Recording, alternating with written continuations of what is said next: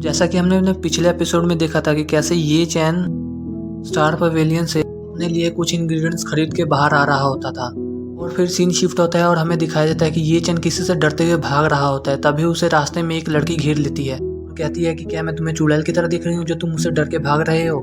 जिस पर ये चैन उसकी बात सुन उससे फ्लर्ट करने लगता है और सोचता है कि इसे कुछ भी याद नहीं। चलो अच्छा है, इसे कुछ भी याद नहीं। तुम ये बताओ कि कुछ देर पहले तुमने यहाँ पे किसी अजीब सी चीज को तो नहीं देखा। इस पर जैसे ही ये चैन उसे नाक में जवाब देता है तभी वहाँ पर एक भयानक साउंड आने लगती है, जिसकी वजह से ये चैन के अंदर की सोल पावर काफी ज्यादा हिलने लगती है और वाइब्रेट करने लगती है, जिसकी वजह से ये चैन को काफी ज्यादा दिक्कत हो रही होती है। और उस साउंड की वजह से ये चैन को काफी ज्यादा दर्द महसूस हो रहा होता है और ये चैन को काफी ज्यादा दर्द हो रहा था। और वो लड़की तुरंत ही अपनी स्पिरिचुअल एनर्जी से ये चैन की मार्शल शोल को शांत कर देती है, इसकी वजह से ये चैन ठीक हो जाता है। और वो लड़की ये चैन को वहाँ से जाने के लिए ऑर्डर दे वहाँ से उस लाइट बीम की ओर जाने लगती है। तभी उसके पीछे लिंगियन भी आ जाती है। वो उससे पूछती है कि सिस्टर यहाँ पे क्या चल रहा है। उस लड़की को उसके सेक्ट के द्वारा एक मिशन दिया गया है जिसे उस लड़की को किसी भी हालत में कंप्लीट करना है और इस मिशन के बारे में हमें आगे पता चले। तो वो दोनों तुरंत ही तेजी के साथ उस लाइट बीम की ओर बढ़ने लगते हैं। वहीं ये चैन भागते भागते हब सेक्ट के स्पिरिचुअल हब्स के गार्डन में पहुंच जाता है, जिस पर वहीं पर उसे जोंगर मिलता है और वो कहता है कि मुझे नहीं पता था कि तुम इतनी जल्दी मुझे ढूंढते हुए यहाँ पर आ जाओगे। वहीं उसी गार्डन में हमें स्पिरिचुअल जेडी फ्लावर्स के साथ ही इन दोनों को दिखाया जाता है जो काफी ज्यादा स्पिरिचुअल हब्स को इकट्ठा कर एक पोटली में भर लेते हैं। और ये चैन उसे कहता है कि मैंने तुम्हारे कहने पर इतने सारे स्पिरिचुअल हब्स इकट्ठा कर लिए हैं, क्या ये हमारे कल्टीवेशन के लिए काफी रहेंगे। इस पर जोंगर बताता है कि तुम परेशान ना हो, इस गार्डन का जो इंचार्ज है वो मेरे अंकल है और वो अपने घर पे गए हुए हैं, वो कुछ दिनों में लौटेंगे और हमें अभी और भी चाहिए होंगे तो हम कल परसों आके ले सकते हैं। और फिर ये चैन उस स्पिरिचुअल फ्लावर्स की एक बोरी रख लेता है और फिर वहीं एक पोर्टल से किंग योन नाम का एक मास्टर वहाँ पे पहुंच जाता है। उसे देख ऐसा लग रहा होता है कि वही उस गार्डन का इंचार्ज जो जोंगर का अंकल है और उसे वहाँ की हालत देख पता लगता है कि इस गार्डन में जरूर कोई आया था। ये चैन और जोंगर दोनों आपस में बातें कर ही रहे होते हैं कि तभी जोंगर की नज़र उसके अंकल पर पड़ जाती है और इसकी वजह से वो दोनों वहाँ से काफ़ी तेज़ी से भागने लगते हैं।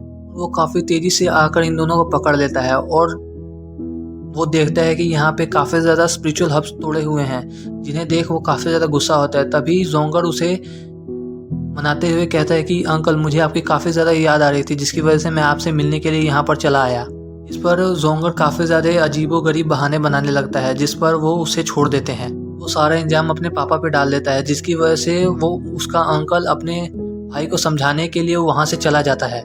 इस पर ये चैन हंसते हुए कहता है कि वाह, तुम्हें झूठ बोलने में तो तुमने महारत हासिल करी हुई है।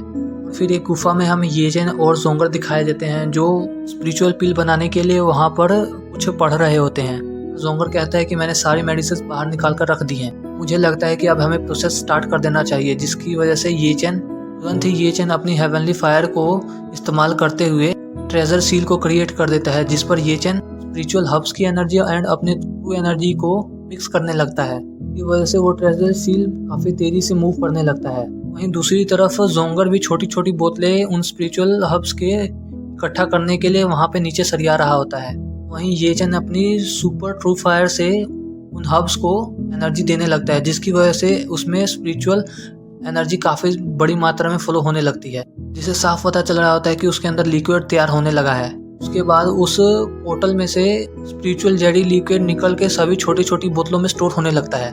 ये देख जोंगर काफी ज्यादा खुश हो रहा होता है और इतना होते ही ये चैन बाकी सभी स्पिरिचुअल हब्स एंड अपने ट्रू फाइल को मिक्स कर और भी ज़्यादा स्पिरिचुअल एनर्जी प्रोड्यूस करने लगता है। ऐसे ही करते करते इनका पूरा दिन बीत जाता है और इन्होंने काफ़ी ज़्यादा स्पिरिचुअल जेडी लिक्विड तैयार कर लिया होता है की मदद से ये अपनी कल्टीवेशन पूरी कर सकते हैं। और जैसा कि हम दोनों की डील हुई थी कि यदि हम स्पिरिचुअल जेडी लिक्विड बनाते हैं तो आधी तुम रखोगे और आधी हम, जिसकी वजह से मैंने अपने हिस्से की आधी बोतलें उठा ली हैं और बाकी बची तुम्हारी, जिनका तुम कुछ भी यूज़ कर सकते हो। इस पर ये चैन वहाँ पे रखी हुई कुछ स्पिरिचुअल जेडी लिक्विड को पी जाता है, जिससे उसकी काफ़ी ज़्यादा फायर काफ़ी ज़्यादा पावरफुल हो जाती है। और वहीं ये चैन अभी निम्को स्टेज के फर्स्ट लेवल पर होता है, जिसकी वजह से वो अपना लेवल ब्रेक थ्रू करना चाहता है। और इतने सारे स्पिरिचुअल जेडी लिक्विड को पीने की वजह से ये चैन की एनर्जी काफ़ी ज़्यादा पावरफुल हो जाती है और वो सीधे ही निम्को स्टेज के थर्ड लेवल को अचीव कर लेता है। इसे देख जोंगर काफ़ी ज़्यादा खुश होता है और कहता है कि ब्रो, तुमने तो निम्को स्टेज के थर्ड लेवल को भी अचीव कर लिया और मुझे लगता है कि तुम आगे भी अचीव करते रहोगे इतनी जल्दी। उसकी बात सुन ये चैन अपनी कल्टीवेशन को रोक देता है। तुरंत ही अपने फायर एनर्जी का ऑरा देखते हुए कहता है कि मेरी फायर एनर्जी तो पहले से ज़्यादा काफ़ी पावरफुल हो चुकी है, तभी जोंगर अपना एक वेपन निकालता है और उस वेपन को तुरंत ही ये चन की ओर फेंक देता है और वो कहता है कि ये वेपन इवल सोल्स के वश में है। इस पर जोंगर ये चन को जवाब देते हुए कहता है कि इसमें इवल सोल है और ये इवल सोल उसके पिछले मास्टर की है, इसकी वजह से मैं इस वेपन को कंट्रोल नहीं कर पाता। यदि तुम इसे अच्छी तरह से रिफाइन कर देते हो तो मैं इस वेपन का इस्तेमाल कर सकता हूँ और मैं तुम्हारे आभारी रहूंगा। उसकी बात सुन ये चन तुरंत ही अपने ट्रू फायर एनर्जी से उस वेपन पर अटैक कर देता है, जिसकी इविल सोल को डिस्ट्रॉय कर देती है। इसकी वजह से वो वेपन अब फ्री हो जाता है और इसका इस्तेमाल जोंगर अब आसानी से कर सकता है और वो वेपन तुरंत ही अपने नॉर्मल फॉर्म में आ जाता है, जिसकी वजह से जोंगर काफ़ी ज़्यादा खुश हो जाता है और एक्साइटमेंट में वो उस वेपन को उठाकर वहाँ पर एक चट्टान पे दे मारता है, जिसकी वजह से वो चट्टान डिस्ट्रॉय हो जाती है।